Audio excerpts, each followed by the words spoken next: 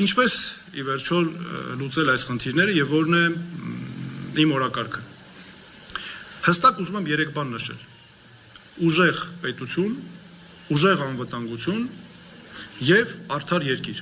Սրանք այն 3 հենասյուներն են, որոնք մեզ տանում են եւ տանելու են առաջ։ Մենք նախ եւ առաջ արտաքին քաղաքական բնագավառում խորացնելու ենք մեր հարաբերությունները Ամերիկայի Միացյալ Նահանգների հետ, որտեղ Ամերիկայի Միացյալ Նահանգները մեզ համար վստահելի գործընկեր է։ Մենք վերցնելու ենք աշխարհի պետություններից լավագույնը, օրինակ Ամերիկայի Միացյալ Նահանգների դեպքում մեզ համար կարևորագույն նշանակություն է ունենալու կրթական համակարգը, բարձր տեխնոլոգիաների նվաճումները, պաշտպանության ոլորտի ինովացիոն նվաճումները եւ անվտանգության ոլորտի եւ մյուս բոլոր իրավունքի գերակայությունը, ժողովրդավարությունը եւ մյուս նաեւ կարևորագույն արժեքներն ու համակարգերը որ կան։ Սրա հետ միասին մենք պետք է ամեն ինչ անենք, որպեսզի կրճատենք մեր կախվածությունը առհասարակ վերացնենք, չի կարող լինել պետություն, որը կախված է մեկ շուկայից, մեկ երկրից, ինչպես տարիներ շարունակ եղել է։ Մենք նաև ամեն ինչ անելու ենք, որպեսզի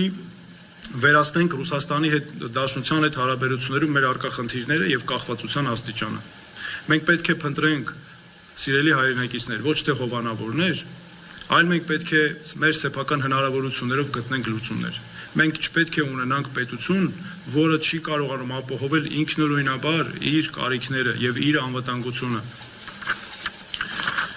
Եվ մենք չենք կարող լինել պետություն, որը ինչ-որ մեկի արբանյակն է։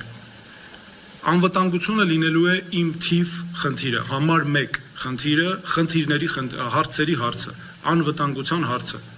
Առաջին օրվանից, երբ ես լինեմ վարչապետ, հենց առաջին օրը իմ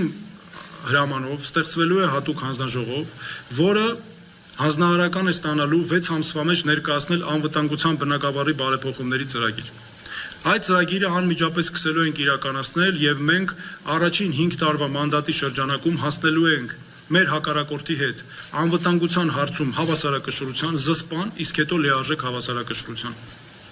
Որովհետեւ ես համոզված եմ, որ միայն այս կերպ, միայն ուժեղ լինելու շնորհիվ է, որ մենք կարող ենք ունենալ խաղաղություն։ Մենք մշակել ենք հստակ տնտեսական աճի ծրագիր, այդ ծրագիրը արտահանելի մոդելի համակարգ է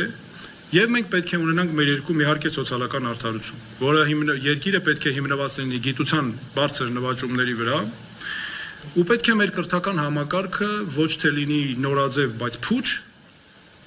այլ իրական կրթական համակարգ, որը մեր քաղաքացիներին ձևավորում է իրական քաղաքացիներ եւ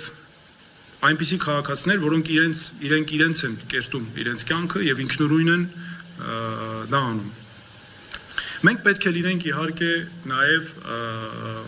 ամբողջական, նաև բարեփոխման է ենթակա մյուս համակարգերը, բուհական համակարգը, կրթական։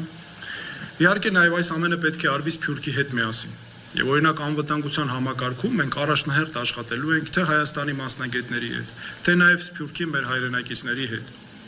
Ու նաև պետք է գնահատենք բնականաբար Սփյուռքի մեր հայրենակիցներին, նրանց վաստակը եւ ներդրումը։ Օրինակ, այդպիսի լուծումներից մեկը անմիջապես լինելու է օդանավակայանը անվանել Շարլ Ազնավուր օդանավակայան, որը կարծում եմ գնահատական է կարևորագույն։ Բացի այն, որ մասնագետների նաև հրավիրելով ենք անելու մյուս լուծումները։ Եվ հիմա գիտեք, ես վերջում նաև ուզում եմ մի կարևոր հարցի անդրադառնալ։ Տեսեք, ինչ է տեղի ունենում։ Նիկոլ Փաշինյանը պաշտոնաթող նախագահներին անընդհատ հրավիրում է բանավեճի։ Եվ ինքը այդ իր ատելության, թշնամանքի օրակարգի ձեռնելով վստահ է, որ արդյունքների հասնելու է։ Նախկին ժամանակների սխալները օգտագործելով եւ այլն, իհարկե մոռանում է, որ ամենամեծ նախկինը ինքն է, բայց ես ուզում եմ Նիկոլ Փաշինյանին հիմա ասեմ, որ պարոն Փաշինյան, ես եմ հիմա ձեզ հրավիրում բանավեճի։ Ցանկացած տեղ ընտրեք ձեր ուզած տեղը, ձեր ուզած հարցերը, Պետրոս Ղազարյանին կարող եք կանչել, որպեսզի ձեզ մենակ չզգաք։ Հունվարի 15-ին ես հրավիրում եմ բանավեճի, հետևողական եմ լինելու այս հարցում։ Գիտեք, Նիկոլ Փաշինյանը ուզում է, սիրելի հայրենակիցներ, որպեսզի դուք քվեարկեք դրա օգտին վախերից ելնելով։ Ես ասում եմ, որ խնդրում եմ, որպեսզի դուք քվեարկեք մեզ համար հույսի եւ հավատի համար, հզոր երկիր ունենալու հավատով։ Եվ ես ուղղակի հավատացած եմ, որ մենք հասնելու ենք դրան։